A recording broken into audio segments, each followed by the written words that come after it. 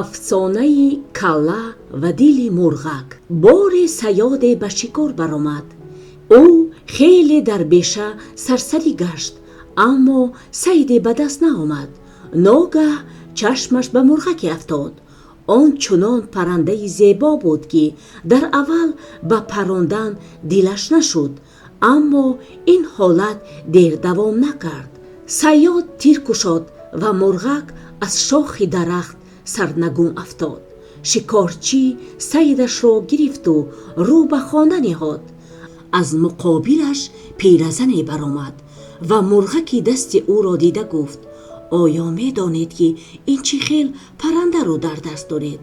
паррандаи оддӣ, фақат парҳояш хеле зебо, ҷавоб дод саёд. бале, ҳамин тавр, аммо ин мурғак хусусиятҳои дигар ҳам дорад. ин мурғи бахт аст. касе ки дилашро хӯрад, ҳар пагоҳӣ аз таги сараш 3 тангаи тилло меёбад ва ҳар касе ки каллаашро хӯрад, шоҳ мешавад. ту кампир маро магар девона гумон мекунӣ? гуфт саёд бо шубҳа. не, ман ин хел гумон намекунам. агар гуфтагии ман бар ин кунед, худатон мебинед ва маро бо некӣ ёд хоҳед кард, гуфт дар ҷавоб кампирак ва ғайб зад. саёд фаҳмид ки ин пиразан ҷодугари накукор аст. бинобар ин бо дили аз шодиву фараҳ лабрез ба сӯи хонааш равон шуд. ҳар ду писараш Фортунат ва Алеш давида ба истиқболаш баромаданд ва бо нидоҳои шодиомез мурғакро аз дасти падарашон кашида гирифта давида ба пеши модарашон бурданд, то ин ки ба ӯ парҳои зебои онро нишон бидиҳанд. зани саёд аз зебоии пару боли парранда низ ба тааҷҷуб афтод ва аз шавҳараш пурсид ки бо он чӣ хоҳад кард. чӣ кор мекунем? зудтар бидён кун. ҳушёр бош ки ягон заррааш ҳам кам нашавад, вагарна. саёд инро гуфту аз хона баромад. занаш мурғакро парканда ба сиқ гузаронд ва писаронашро ба назди оташдон шинонда таъқид намуд ки ба он назорат кунанд, то ки насӯзад. дар вақташ аз ин паҳлӯ ба он паҳлӯ гардонанд. баъд аз ин ӯ ҳам аз паси кори худ равон шуд. писарбачаҳо дар назди оташдон менишастанд. як нафараш ба оташдон ҳезум мепартофт ва дигараш сихкабобро тоб медод. ногаҳ каллаи мурғак афтод ва баъд дилаш. бачаҳо бо тааҷҷуб ба якдигар нигоҳ мекарданд, чӣ кор карданашонро намедонистанд. додарҷон, гуфт калонияш ба хурдиаш, биё онҳоро мехӯрем. ту дилашро ва ман каллаашро. аз ду сар каллаи ин мурғак гӯште надорад. падарамон ҳеҷ гоҳ каллаи мурғро намехӯрад. дар бораи дилаш бошад, мегӯем ки ин мурғак дил надошт. ман додарҷон розӣ нестам, ҷавоб дод Фортунат. лекин падарамон фармуданд ки як резааш ҳам беҷо нашавад. вай бошад, худат медонӣ ку барои андаке чиз моро мекӯбад. ай ҳам ту дар омади гап гуфтагист. аз ду сар доимо ба мо ҳам дил, ҳам калла ва рӯдаи мурғонро медиҳанд. ҳозир онҳоро мехӯрем ё баъдтар чӣ фарқ дорад? Фортунат розӣ шуд. Фортунат дили мурғро хӯрд. акнун лабонашонро пок карда буданд ки модарашон ба хона даромад. уҳ нобакоро, хитоб намуд ӯ. калаш канӣ, ту вайро хӯрдӣ, чашм гуруснаи бадбахт. сарзаниш кард ӯ Фортунатро. не модарҷон, ман дилашро хӯрдам, калашро Алеш. оҳ разилҳо, охир падаратон фармуда буд ки ягон резааш ҳам гум нашавад. агар баргардад чӣ гап мешунавем, ман ё шумо? биё додарҷон мегурезем, таклиф намуд Алеш. зеро ҳис мекард ки падарашон онҳоро сахт хоҳад куфт. вай аз дасти додараш гирифт ва онҳо аз ошхона давида баромаданд. онҳо аз киштзор гузашта ба сӯи беша медавиданд ва аз пасашон овози хашмолуди модарашон ба гӯш мерасид. ба онҳо чунин менамуд ки модарашон бо ҷорӯб ба тахтапушташон куфта истодааст. онҳо то дар пояшон мадор буд мегурехтанд. вақте ки мадори пояшон тамоман хушк шуд, боз истоданду гирду атрофро аз назар гузаронданд. дар гирду атроф бешаи анбӯҳ ва хомӯшии том дар болои ушна нишаста нафасашонро роз карданд.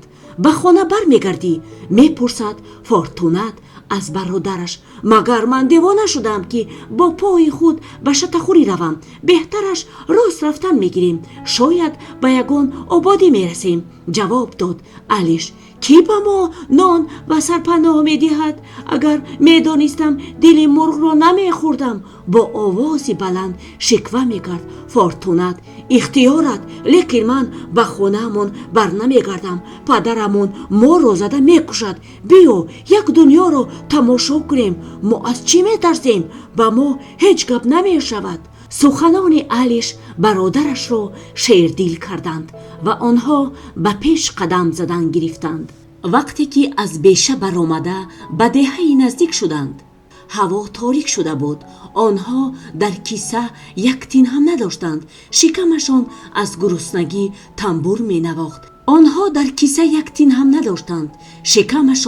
аз гуруснагӣ тамбур менавохт. ва пойҳояшон аз хастагӣ месӯхтанд. таваккалан ба ҳавлии нахустини деҳа даромада илтимос карданд ки барояшон якшаба сарпаноҳ бидиҳанд. дар он ҳавлӣ одамони нағз зиндагӣ мекарданд. онҳо ба бачаҳо ҷойи хоб доданд ва ба сари дастархон даъват намуданд. бачаҳо шикамашонро сер карданд, ба мизбонҳои меҳмоннавоз ташаккурҳо гуфтанд ва ба хоб рафтанд. субҳдам аз хоб бедор шуданд.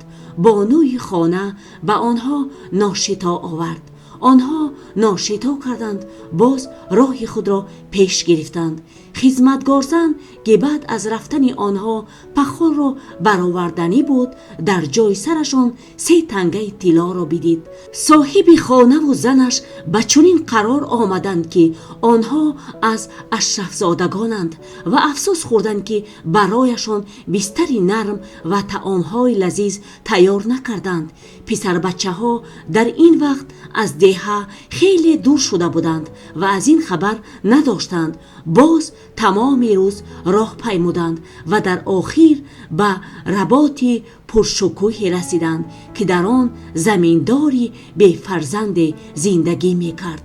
ба работ даромада илтимос карданд ки ба онҳо нону об ва якшаба ҷойи хоб бидиҳанд.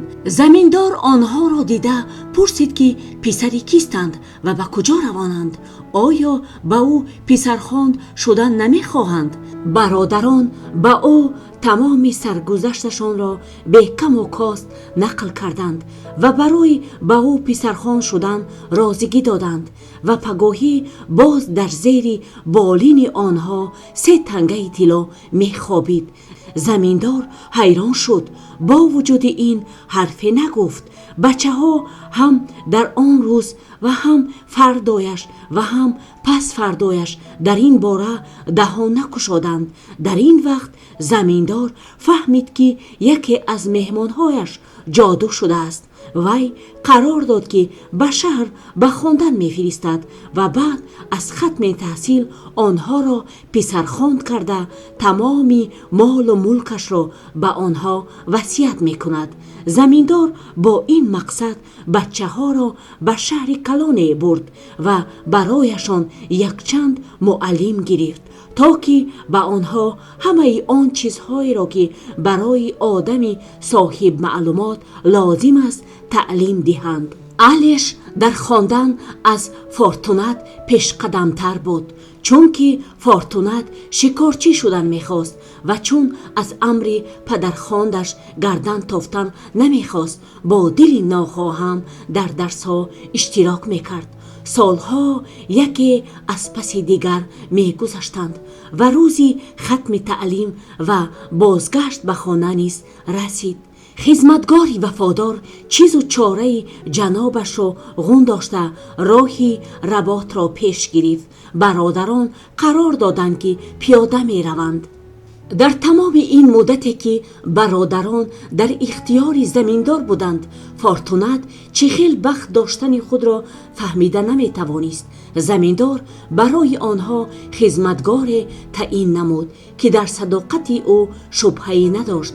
انا همین خدمتگار هر پگاهی از تگ سری فورتونات 3 تنگه طلا یافته آن را به خوجینش میداد و به برادران در این باره دم نمیزد. زمیندار میترسید که اگر بچه ها از این ثروت خود آگاهی یابند، احتمال کلان خرج و پولپرست شوند و یا به دست آدمانی بدکردار بیفتند. بنابراین او به برادران به سیاحت دیگر شهر و کشورها اجازت نمیداد، گرچنده که آنها چندین مراتبه در این باره التماس کرده بودند. زمیندار تا بالغ و با عقل شدن آنها این سر را محفوظ داشتن میخواست.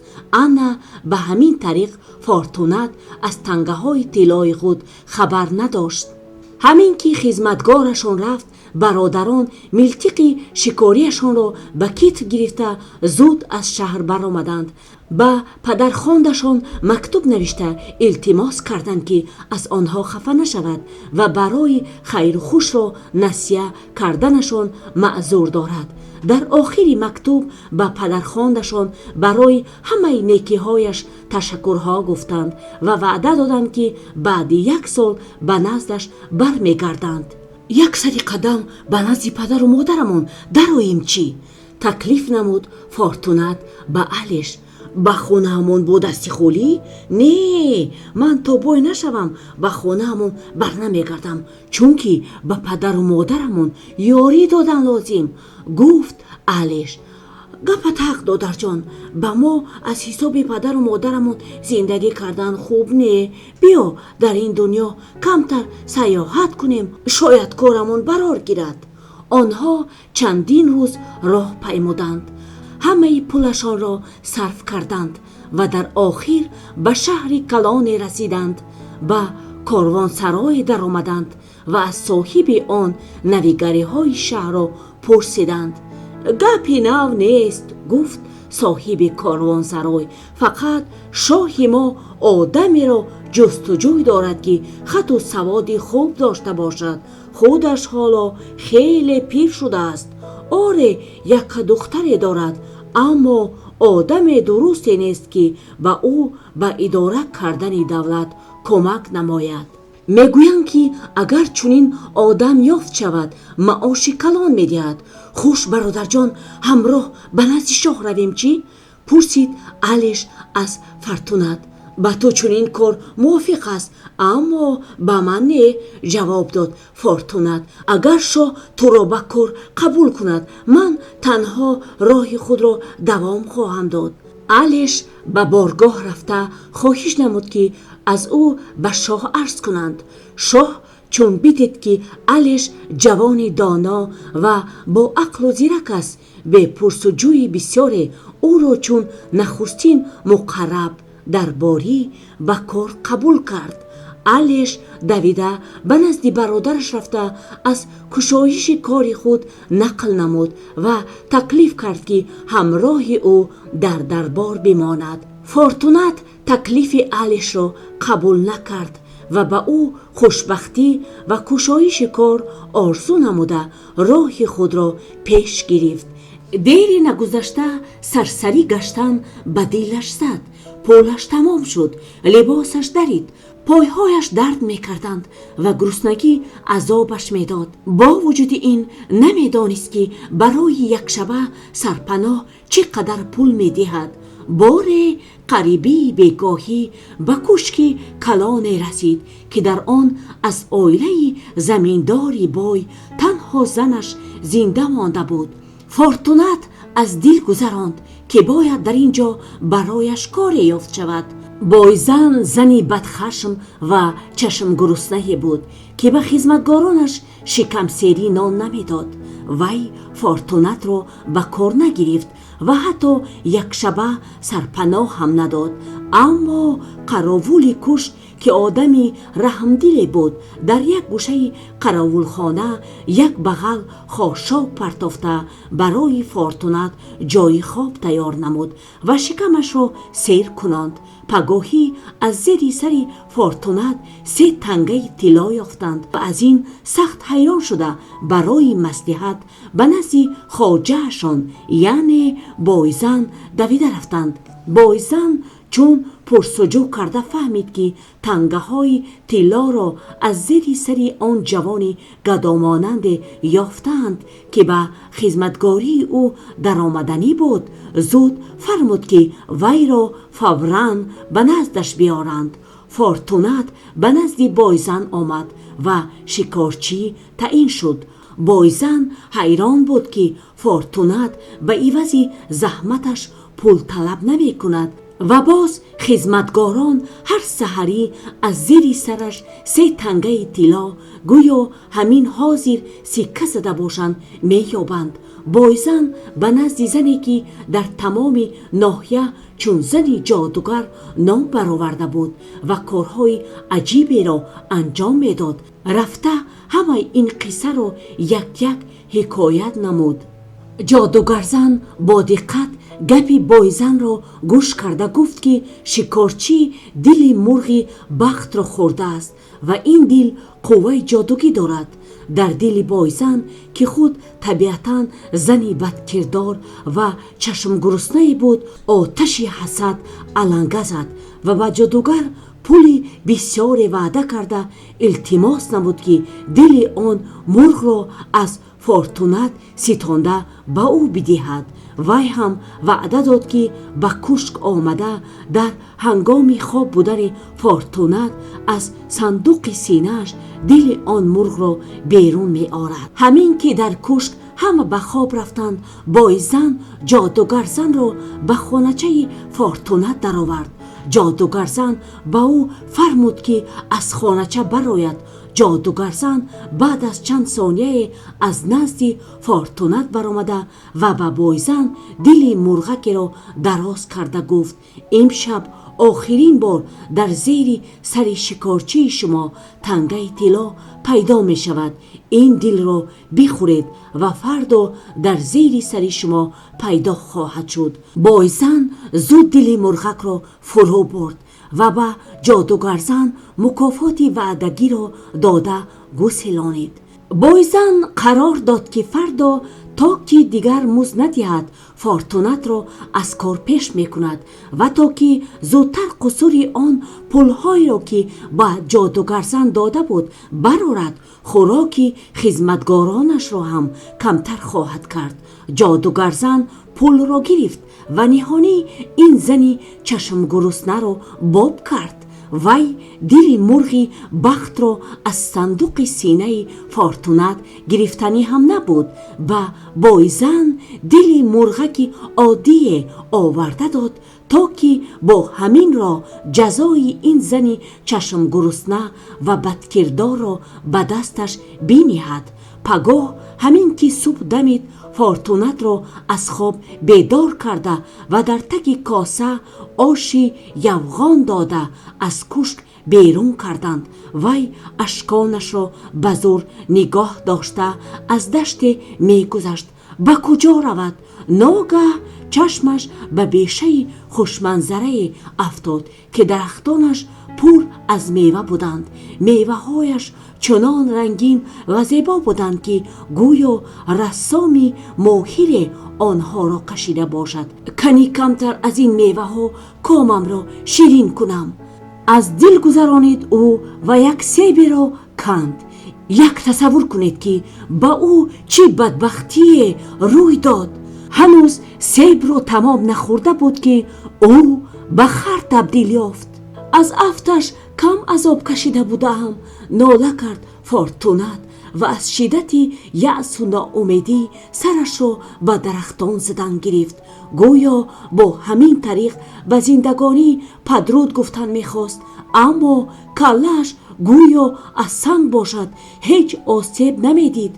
درخت از ضربه های او تکان خورد و باز یک سیب به زمین افتاد. فورتونات که حالا در صورت خر بود خم شده آن را با اشتها بخورد و باز معجزه رخ داد. فورتونات فوراً باز به آدم تبدیل شد. از خوشنودی گلگل می شکفت. به بالای علف نشسته از سیب آن درخت شکمش را سیر کرد. بعد دراز کشید و تمام شب به حضور خوابید. در خوابش زن آمده گفت: بدان فورتونات که در نهاد تو دلی هماست و آن هر روز به تو 3 تنگه طلا هدیه می کند. آنها را بگیر و نمان که دیگر تو را فریب بدهند. آن زن غیب زد و فورتونات از خواب بیدار شد. سرش را بالا کرده خوابش را به خاطر آورد و علفی زیر سرش را پلماسیدن گرفت. در حقیقت هم در آنجا 3 تنگه طلا می خوابید. وی آنها را گرفته در جیبش پنهان کرد. بعد از درخت یکم کمتر سیب کنده به کشکی که دیروز او را از آنجا رانده بودند برگشت. فورتونات به کشک نرسیده لباسش را دیگر کرد و تا که هیچ کس او را نشناسد بر رویش لای مالید و یک چشمش را با لت کهنه بست. خدمتگار زن سیبها را از دست او گرفته به نزد بایزن برد. بایزن میخواست که از این سیبهای زیبا کامش را شیرین کند.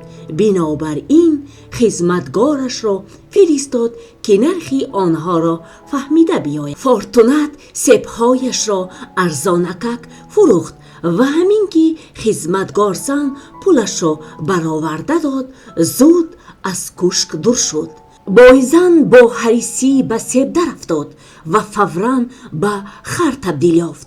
وی از شدت خشم از خانه بر روی حولی دویده برآمد و به 4 طرف دویده هنگاس زدن گرفت. خدمتگارانش در این جای شک شده این معجزه را تماشا می کردند. اگرچنده که بایزن برای بدکرداری و چشم گرسنگیش سزاواری چنین جزا بود، از رحمدلی به او یاری دادن می‌خواستند، اما راهش را نمی‌دانستند. در این وقت خرکی دیوانوار به خشم آمده بود دویده به بالای دیوار کشک برآمد و از آنجا سر و زیر افتاد. در نتیجه کله‌اش کفید و جان از تنش برآمد. فورتونات باشد هنوز هم راهش را دوام می‌داد و هر سحری از زیر سرش 3 تنگه طلا می‌یافت. گرچنده که این پول به زندگی شاهانه هم کفایت میکرد، او از هیچ گونه کار رو نمیگرداند. باری قدقدی دریای راه میپیمود. ناگه چشمش به چوبی درازی که در بالایش اشنه میروید افتاد. فورتونات برای دمگیری به بالای چوب نشست. ناگه احساس نمود که چیزی در زیر او نفس می کشد و می جنبد. از جایش خسته دید که این نه چوب بلکه ماهی کلان است. بیچاره از دل گذرانید فورتونات. از افتکار موجهای پرتلاطم تو را به ساحل برآورده پرتافتند و تو دیگر به آب در آمده نمی توانی. فورتونات اشنه و لای بالای ماهی را تازه کرد و زور زده آن را به آب تیله داد. ماهی خوشنودانه غوطه زد و فورتونات راهی خود را پیش گرفت. در آخر به شهری کلانی رسید. آواره‌گردی به دلش زد. қарор дод ки ба хизмати шоҳ медарояд. сару либосаш оли ҷаноб, пулаш бисёр, шаклу шамоилашам бад не, хату савод ҳам дорад. дар он вақтҳо одамони бо хату савод хеле кам буданд. бинобар ин ҳеҷ ҷои тааҷҷуб набуд ки шоҳ ӯро фавран ба хизмат қабул карда аз нахустин муқаррибони худ таъин хоҳад намуд. аммо қоидаи зиндагӣ чунин аст: чӣ қадаре ки кори одам бештар барор кунад, душманонаш ҳамон қадар бештар мешаванд. дарбори он ба фортунат ҳасад мебурданд. он дарборие ки пештар мақбулу маҳбуби шоҳ буд, ба фортунат ки наву адовати бепоён дошт. вай қарор дод ки рақиби худро бо ҳилае аз дарбор дур созад. аз шоҳ борхоста гуфт: вало ҳазрат, ман шабу рӯз дар бораи беҳбудии шумо фикр мекунам, чунки ман хизматгори содиқи шумо ҳастам, гарчанде шумо аз ман рӯй гардонидед. гап зан, чӣ мехоҳӣ? фақат мухтасар, чӣ гапи нав дорӣ? пурсид шоҳ. вало ҳазрат, фортунати дӯстдоштаатон шуморо фиреб дода истодааст. вай боре тасодуфан ба ман гуфт ки гӯё он шоҳдухтареро ки дар кӯли сиёҳ зиндагӣ мекунад ва аз ҳамаи шоҳдухтарони ҷаҳон зеботар аст, медонад. ҳеҷ кас ба ҷуз ӯ роҳи кӯли сиёҳро намедонистааст ва ӯ гӯё шоҳдухтаро дуздида оварда метавонистааст. ман ба фортунат гуфтам ки он зебосанамро барои шумо, вало ҳазрат, дуздида биёрад. вай гуфт ки барои шоҳ ҷони худро ба зери хатар монондан намехоҳад. ман мехостам ки инро ба вало ҳазрат арз кунам, то ки шумо ҷазои ӯро ба кафи дасташ бинеҳед. шоҳ ҳарфе нагуфта ба дарборияш ҷавоб дод ва фармуд ки фавран фортунатро ҷеғ зананд. оё ту фортунат медонӣ ки мо оиладор шуданием? пас чаро нагуфтӣ ки он шоҳдухтареро ки дар кӯли сиёҳ истиқомат дорад медонӣ? барои ин ба ту сахт ҷазо додан лозим.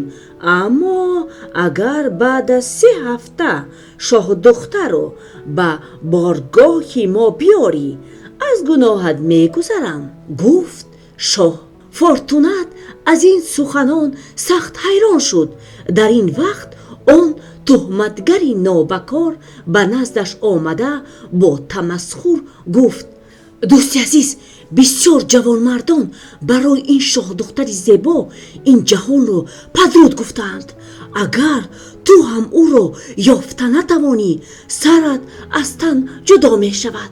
дили фортунат аз ғаму андӯҳ лабрез шуд. вай афсӯс мехӯрд ки ба хизмати шоҳ даромад, аммо ғаму андӯҳ суде надошт.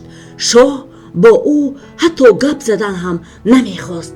вақт бошад мегузашт. фортунат ноилоҷ ба роҳ баромад. 1 ҳафта кӯли сиёҳро ҷустуҷӯ кард, аммо ёфта наметавонист. фортунат ноилоҷ ба роҳ баромад. 1 ҳафта кӯли сиёҳро ҷустуҷӯ кард, аммо ёфта натавонист. рӯзе ба кӯҳи баланде расида аз асп фаромад ва шахи баландеро давр зад. ногаҳ чашмаш ба кӯли дарози сиёҳе афтод. чунин менамуд ки моҳути дарози сиёҳеро густурдаанд. ба кӯл ҳатто офтоб ҳам намерасид. дар атрофаш найзор. фортунат ба кӯл назар афканд ва боз дилаш аз ғаму андӯҳ лабрез шуд. чӣ хел аз ин кӯл мегузарам? кӣ маро мегузаронад? фикр мекард ӯ. ман туро мегузаронам. наздиктар биёву ба тахтапуштам савор шав. шунида шуд садое ва моҳии азиме сарашро аз об берун кард. تو به من برای به آب در آمدن یاری دادی و من به تو برای به آب گذشتن یاری می رسانم. همین که به قصر بلورین رسیدی، راست به خانه سیوم رفت و از میان شاه دختر آغوش کرده زود به سوی من دو. صندوقچه طلایی رو که در بالای میز شاه دختر است فراموش نکن، وگرنه احوالت بسیار تنگ خواهد شد. فورتونات به تخت پشت ماهی سوار شد و آنها در یک دم از کل گذشتند. در آن ساحل کل قصری بلورین قامت می افراخت و در آن شاه دختری زیبا، یعنی دختری شاه کل زندگی می کرد. خوشبختانه خودی شاه در قصر نبود. ماهی شناکنان تا آستانه قصر آمد. فورتونات از بالای آن جسته به ساحل برآمد و به سوی قصر دوید. خانه های قصر از بلور و دیوارهایش با لعل و زمرد آراسته. فورتونات همه این را دیده محومات شد. وی از دو خانه گذشته به خانه سیوم رسید که در آنجا شاه دختر می نشست. فورتونات از میان شاه دختر آغوش کرد و صندوقچه طلایی را گرفت. دویده به آن ساحل رسید و به تخت پشت ماهی سوار شده به آن ساحل که در آنجا اسبی بادپایش انتظار بود گذشت. تیز باش وگرنه شاه کل دستگیرت می کند و سرت را از تنت جدا می سازد، گفت ماهی و فورتونات به او تشکر گفت و جسته به اسبش سوار شد. اسبش باد بر این میتاخت.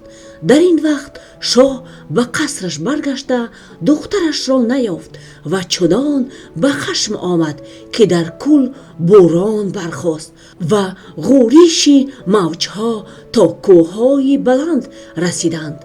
اسب باد بر این می پرید. شاه دختر سرش را به صندوق سینه فورتونات مانده خاموش می نشست. با وی با چنین جوانی خوش سیرت اسب سواری کردن معقول شد. آنها در آخر از حلقه کوه بر آمدند. فورتونات یک آهی سبک کشیده به شاه دختر نظر افکند. وی در عمرش این خیل دختری زیبا را ندیده بود.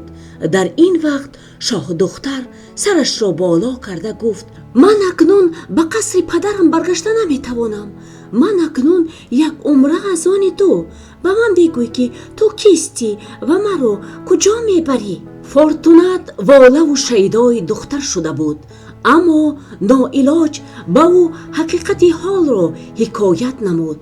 شاه دختر غمگین شد و دیگر حرفی نگفت. در آخر آنها به پایتخت شاه رسیدند. دلی فورتونات از درد و الم لبریز شد. به نظرش چنین می نمود که شاه دختر را باز به نزد پدرش آورده است و خودش یک عمر در ساحل کول سیاه خواهد ماند. شاه چون خبر یافت که فورتونات شاه دختر را آورده ایستاده است، با تنتنه به پیشوازش برآمد و تهمتگری غدار فورتونات را جادوگر گمان کرده از قصر شاه گریخت. شاه از شادی نمیدانست که به فورتونات چه هدیه پیشنهاد کند. فورتونات از شدت غم و اندوه به چیز میل نداشت. آره، شاه دختر هم چندان خرسند نبود. وی با غم و اندوه به شاه کهنسال می نگریست و برایش سخن نرمی گفته نمی توانست. شاه پرسید که دل شاه دختری زیبا چی می خواهد؟ شاه دختر گفت: به من بگوید که آیا در بالای یخ گل می روید؟ من جوان، شما پیر، مگر من شما را دوست داشته می توانم؟ آه شاه دختر، سخنان تو چون نشتر به دل من می خلند. تو مرا دوست داشته نمیتوانی و من از دیگر جوان شدنم نمیتوانم. نه میتوانید، گفت در جواب شاه دختر. اگر صندوقچه طلاییم در همین جا میشد، در آن مرهم عجیبی است. اگر کسی آن را به تن خود مالد از نو جوان خواهد شد. گفت شاه دختر. شاه فرتونت را جیغ زده فرمود که صندوقچه را زود پیدا کند. این کاری آسان، صندوقچه همینجا در دست من، گفت فرتونت. شاه دختر خرسند شده صندوقچه را کشید و از آن ملهم خوشبویی را برآورده گفت. شاه دختر خرسند شده صندوقچه را کشید و از آن ملهم خوشبویی را برآورده گفت. اکنون ولایحضرت فرمان بدهید که سرتان را از تن جدا کنند. من به آن مرهم مالیده باز به جایش میمانم و شما چون آفتاب سحری زیبا خواهید شد. شاه ترسید. در این وقت فورتونت به نزد شاه دختر آمده التماس نمود که ملهمش را در تن او سنجیده بیند. شاه دختر شمشیر را گرفته سری فورتونت را از تنش جدا کرد و به آن ملهم خوشبوی مالیده باز به جایش گذاشت. در نتیجه عاشقش از پیشتره هم خوشروی و زیباتر شد. این را دیده شاه هم جسور شد و به زیر تیغ سرش را گذاشت. اما شاه دختر سری شاه را باز به جایش ماندنی نبود. وی درباریان را جیغ زده اعلان نمود که شاه وفات کرد و اکنون به جای او فورتونت شاه خواهد شد و پرسید که آیا همه راضی هستند؟ همه جواب دادند که بله، ما راضی. فورتونت شاه و شاه دختری زیبا زنی او شد. فورتونت پیشتره بر این هر سحر از تگ سرش تنگه طلا می یافت. وی هیچ کمبودی نداشت و فقط به دیدار والدین و برادرش مشتاق بود. فورتونت از این باب به زنش سخن گشاد. شهبانو به هیچ دودلگی برای همراه او به عیادت والدین و برادرش رفتن راضی شد. شاه با زنش به فایتون سوار شدند و اسبان بادپا چارخیز گرفتند. آنها به آن شهری که اهلش به شاه آن خدمت میکرد رسیدند. فورتونت به آن کاروانسرایی که یک چند سال پیش با برادرش در آنجا یک شب زندگی کرده بودند فرود آمد و از صاحب کاروانسرا نویگری های شهر را پرسید. هیچ نویگری نیست بجز آن که شاه ما نو شد. به قریبی به شهر ما عالم جوان آمد. شاه او را به خدمت گرفت و نخستین درباری تعیین نمود. وی مملکت را از روی عدل و انصاف اداره میکرد. شاه او را چون پسر دوست می داشت و شاه دختر از دل و جان هم بیشتر. شاه دختر بعد از مرگ پدرش او را به همسری خود انتخاب نمود و به تخت پادشاهی شناند. ما این خبر را با خوشنودی استقبال کردیم چون که او آدمی نیک‌کردار و عادل است. فورتونت چون این قصه را شنید با زنش به فایتون سوار شده راهی دربار را پیش گرفت. خرسندی آنها حد و کنار نداشت. آنها 8 شب و 8 روز توی دادند. بعد راهی خانه والدین و پدرخواندشان را که آنها را خواننده آدمی سوادناک کرده بود پیش گرفتند. پدرخواندشان گمان میکرد که برادرها آواره‌گرد شدند و آنها را به کورنمکی و بی‌سپاسی عیبدار میکرد. اما چون دید که هر دو شاه شدند از بخت و پیش آمدی آنها خیلی خرسند شد. بعد همشان به فایتون سوار شده راهی خانه والدین فورتونات و آلیش رو که آنها از فراق جگربندهایشان خون میگریستند پیش گرفتند. فورتونات و آلیش از گردن پدر و مادرشان آغوش کرده بخشش پرسیدند. پدر و مادر با ممنونی از گناهشان گذشتند. پدرشان سبب پیشرفت کار آنها را فهمانده داد. فورتونات و آلیش والدین خود را و پدرخواندشان را همراه گرفته به مملکت خود یک جایه روان شدند و تا دم مرگ خوش و خرسندانه عمر به سر می بردند. هر دو شاه آن ایامی را که کله و دل آن مرغک عجایب را خورده بودند با شادی و فرح به خاطر می آوردند. اینجا افسانه ما به پایان رسید. آنها آنجا ماندند و ما آمدیم. شما نیز شنونده عزیز نیکنام و خانه آباد و سربلند باشید. به کانال ما آبونه شدن را فراموش نکنید. اگر افسانه پسندتان شده باشد خواهشمندم که علامتی بسیار خوب را پخش نمایید. شاد و فیروز باشید.